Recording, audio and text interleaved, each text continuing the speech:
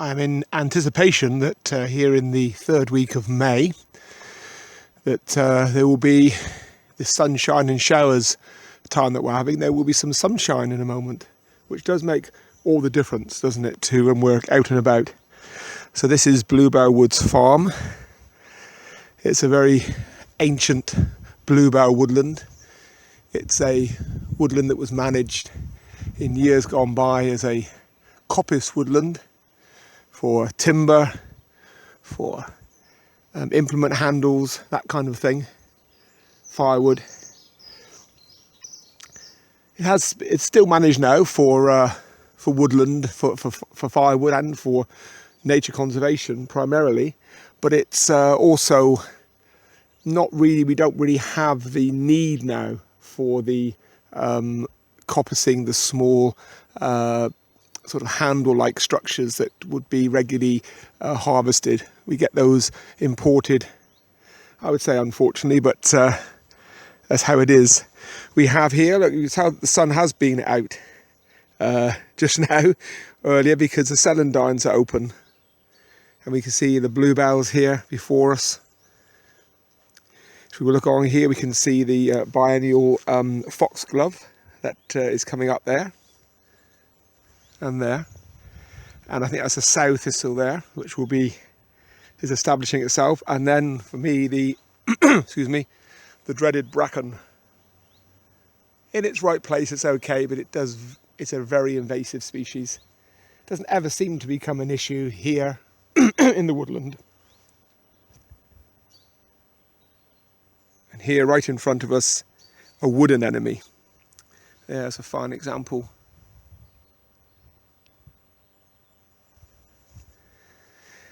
Here we have some emerging ferns, different from the bracken.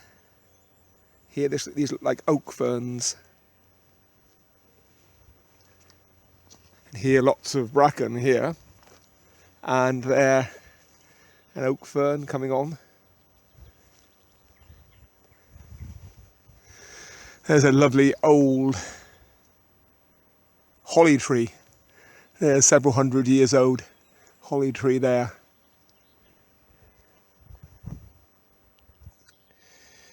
Very much now able to, before the canopy closes over with the sycamore, the early leafing species of tree, but also this canopy will be very much taken over with the predominantly oak and ash in this woodland. And then there would not be enough light for the celandines and bluebells, hence why they come out earlier. There's the bramble, overwintering bramble, thriving in the sunshine and the wet that we've been having recently. Sycamore leaves developing very strongly there. Look at that, the bit of light shining in. And yes, there we have the sun coming from out behind the clouds, although the sun hasn't moved. It's the clouds, of course. Here, lots of, I think got some lady ferns here as well. They give a beautiful sort of symmetrical display, don't they? We've got a lot of oak ferns as well. Lots of self-seeded sycamore here. But then towering above, the oak trees. And then we have the very popular in this woodland as well, beech, which of course is not a native species, but does well here. Young beech there. And then you can see the shade now coming on to the track here. There we have some beech, not beech, hazel leaves. We can see here a nice display of bluebells. The rain hasn't helped, unfortunately. The bluebells were very late this year, but there are still quite a nice showing, but not as nice as have been in previous years. And a whole display there of oak ferns is going to be in the height of the summer. Here, the shade under this massive, great, probably 150-year-old beech tree there. It's always interesting to think that, isn't it, that would have been a young tree 10 or so years old when the war to end all wars, the First World War, was upon the world. Here in the quiet part of Cornwall, there would have been there was the implications, there would have been many a forester woodsman who would have worked in this woodland, who wouldn't have come back sadly from the war, certainly in the First World War. And some of these trees would have been managed by them and certainly their fathers. So this is a track often trod upon. Here, not like what happens in a rainforest, we have here in our equivalent here where you get a large tree. In this case it was a couple of ash trees that had gone over. That was probably 4 or 5 years ago now, and although the growth is not as quick here obviously in our temperate climate, it still means a lot of things start happening. You know, the understory trees can develop stronger. Even that holly seems to have been doing better than it used to do. There's a ash tree. These ash in this woods are quite dispersed throughout the population of trees. It doesn't seem to be so affected by where you have just one stand of ash, which seems to be then really badly hit. Obviously the jury's out as to how bad it will be. It doesn't look as if it's going to be as bad as the Dutch elm problem, but we have to see. So there we have example of a buddleia again, introduced species from spread up and down the length and breadth of this country, brought in seed from abroad. Very good for the butterflies, of course. It's come on, son, out you come. Look, you can see the distinctive colour of the beech leaves off that young, probably 10-year-old beech tree there.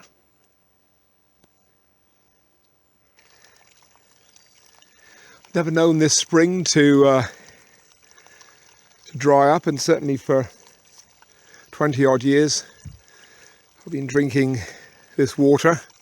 I don't seem to have had any ill effect. I wouldn't advise that, of course, that's my own personal choice, but I grew up with it, so to speak, and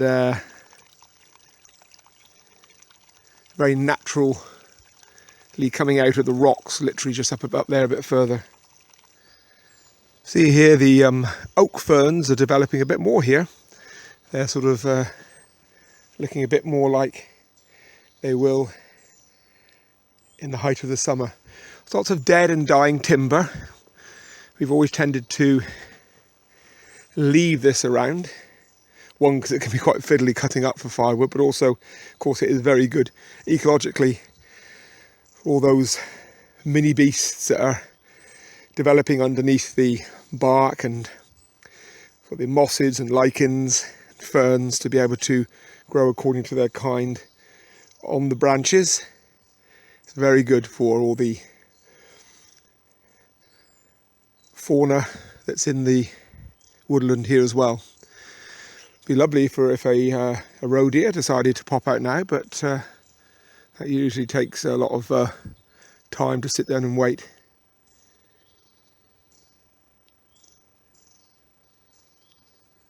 See what you can hear now.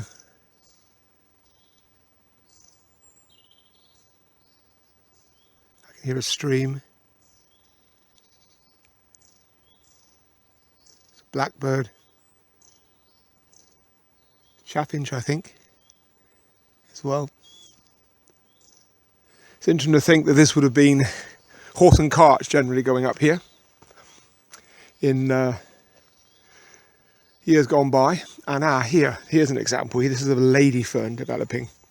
Can't quite see it at the moment, but it makes a very distinctive shape down in here. And yes, this is the lady fern right next door to an oak fern.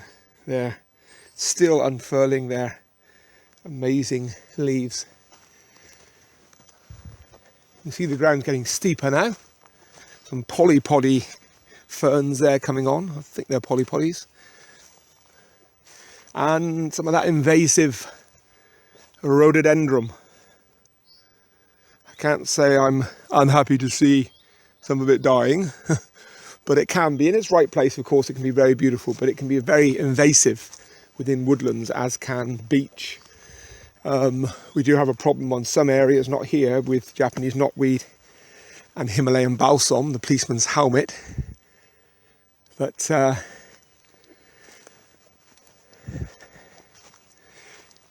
lots of good leaf mould here. This is reflective, of course, of what would be laying itself down on the whole of the woodland floor. Extremely important for, there's the fungi and the bacteria breaking down all that plant material, mixing with animal droppings and bird droppings and all those feces.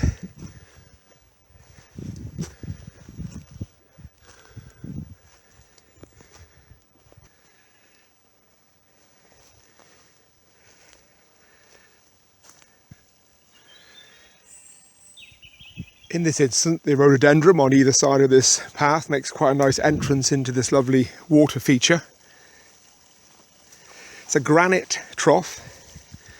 First of all, I thought it was concrete, but a geologist gentleman pointed out the crystalline structure was that of granite. But none of the farmers, the previous owner of this farm, the farm next door, have no knowledge at all of this as a watering trough, and clearly it was brought here for that purpose, to give water for animals. Must weigh a few ton. Would have been brought here across the fields, maybe in the 1800s or something, and now it is a feature really. We don't have cattle or sheep in the woodland. It may be in a watering trough for maybe working animals, maybe. Just suddenly thought of that. Maybe that would be one of the reasons. Nice bit of beech making its way out towards us there, mixing amongst the rhododendron.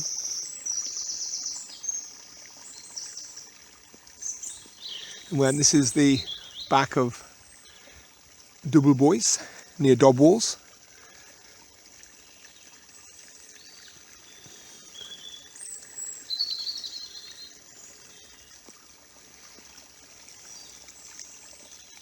I have been known in the past to have a bath in here many years ago. It's very refreshing.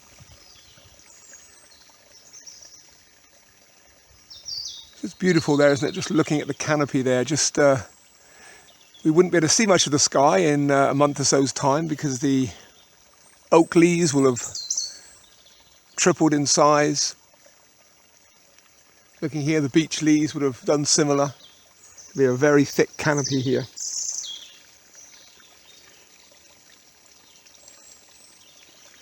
Okay, out into the woodland again.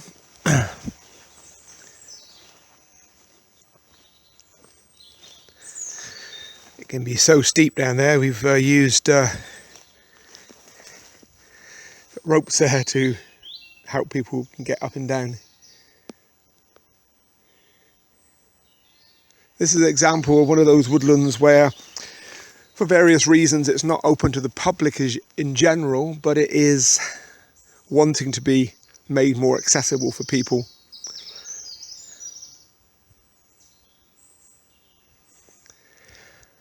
Plans to do so. Here we have an ash, but it's a rowan, a young rowan, or sometimes called a mountain ash. We're going to make our way down there now. I'll put this on pause and so I don't trip up. As a lad, I used to love watching and following the tracks and signs of animals, and you can see here, I would say this is certainly a place where the roe deer and even some red deer are jumping over on a regular basis, going from woodland to woodland, going up through there. Back down now on the bit more of the level.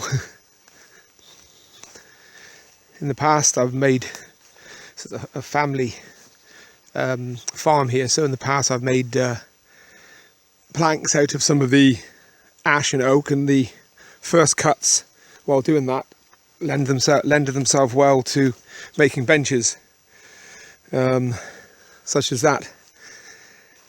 And there are some lovely, I think, south-seeded European larch trees, if I remember. Yes, there's one right in front of us there, that very straight one going up. There's a couple more around. They would be very good to be planked one day. Oh, here's a Scots pine that is on the lean there. But the European larch would, there's that one there, and there's an even larger one. They're probably about 60, 70 years old. Would lend themselves very well to being planked, and very good for making sort of log cabins, that kind of thing. I think that the larch is the one that is used, because of the high oil content, for decking, I think. But over, we'll see in a moment, as we walk down, there's across the valley there is a commercial stand of conifers, including some European larch, and undoubtedly a bird would have picked up some seeds and may have been killed by another bird, a predator, a sparrowhawk or something, and then that seed wasn't digested and it was instead in the gullet still and spread on the ground here. Because of course the seed would be distributed in the cone, so it'd have to be brought here in some way. Now, just looking up there now, see a beautiful display, I think, of wood anemones amongst the bluebells, which is lovely to see. Haven't come across any wood sorrels yet. I do remember now, this was the site of an old badger set. Yes, see if there any activity there. Difficult subject, badgers, love them. Link between TB, hard, I won't get into that now. But I love badgers, need to be conserved and preserved. Yeah, so look here, we have wood anemones. A little bit of sun coming in would be nice, but you can still see how beautiful they are. Opening up their petals like sort of outstretched palms, aren't they? Just trying to take in the sunlight. Mr. Naughty bracken there in the background, and also a fern. So here I actively discourage bracken. That's the bracken, as distinctive from the beautiful ferns. Bracken can be beautiful as well, I know, but in its right place, and we don't want it really taking a foothold here in this part of the woodland. And here's a reminder, with memories coming back, of there being a golf course next door, and the fact they had to have it very well fenced to keep any cattle or sheep from visiting the golf course. Hundreds and hundreds of these picked up over the years. Some seem to be too far to have been driven that far, and probably would have been one of the ravens, particularly in that kind of family, or which would have picked one up thinking it was an egg and then just dropped it subsequently, as I just did then. Aha! Oh, this is good to see. Look there. Now there is a badger's hole. Now I say that could be being used by a fox instead. We'd be looking really for a very distinctive, like, sort of runway coming out there, which is what the badger makes. That wouldn't make me think at the moment that's badger. It's probably the fox has taken it over. Sometimes in even an active set, they can be a passing by of tunnels. They tolerate each other, but that was not indicative of a thriving badger set.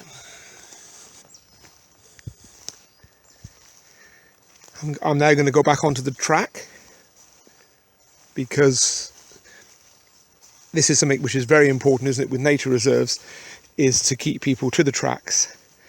How so many hundreds of feet can trample and do a lot of damage. And here's an example. This is just where the quad bike goes through, but in the middle, no damage. And here, the bluebells going out before us, looking very beautiful.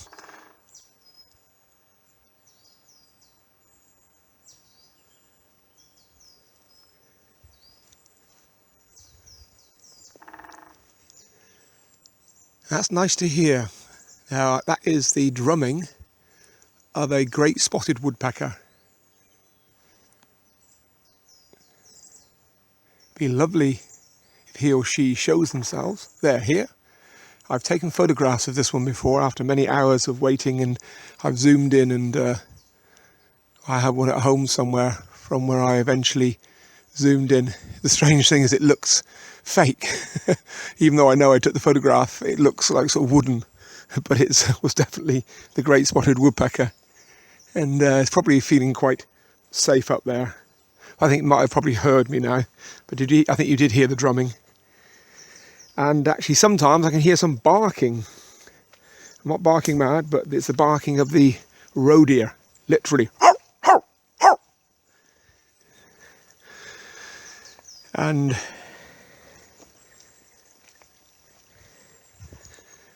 yes, we get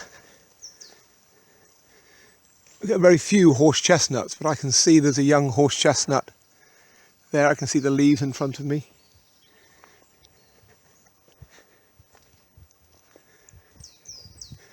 Any of you who know this part of the countryside may remember something from either your childhood or your children's childhood of Dobwall's Triple Theme Park.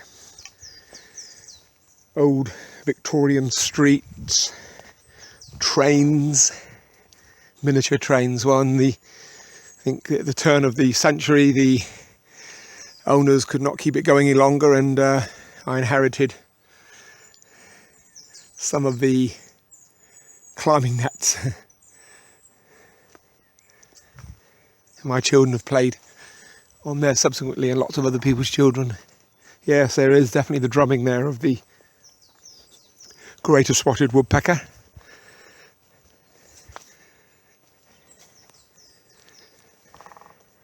There it is.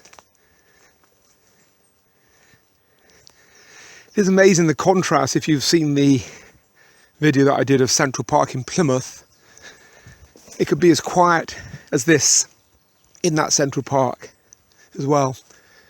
And here, what a lovely scene we have there in the backdrop. Ewes with their lambs.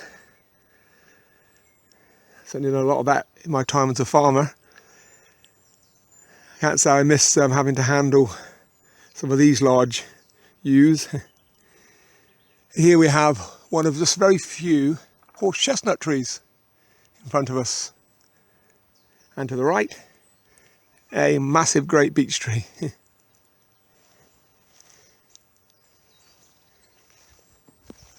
Anyhow, we're coming to the end now of the brief walk, about 25 minutes around Bluebell Woods Nature Reserve in Cornwall.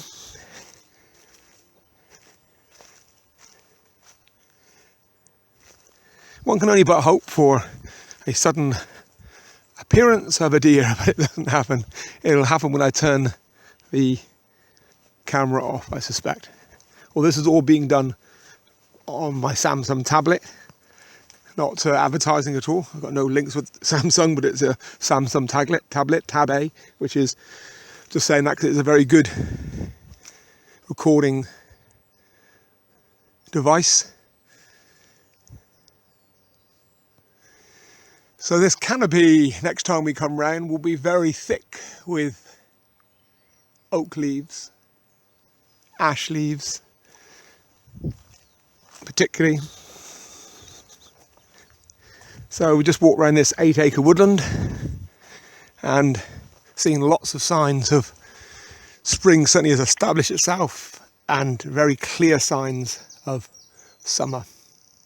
So anyway, I hope you've enjoyed this, and that you get the chance to get out yourselves in this beautiful country that we live in, United Kingdom, and that if you cannot, then that you might be able to enjoy some of the walks that I've filmed and others in Plant Life International who've produced some really lovely diverse videos of walks around where they live, showing a whole variety of flora and fauna. So I'll just leave you with that lovely shot of very old oak tree and the sound of the lambs bleating and a cock pheasant in the background. Wishing you a very good summer.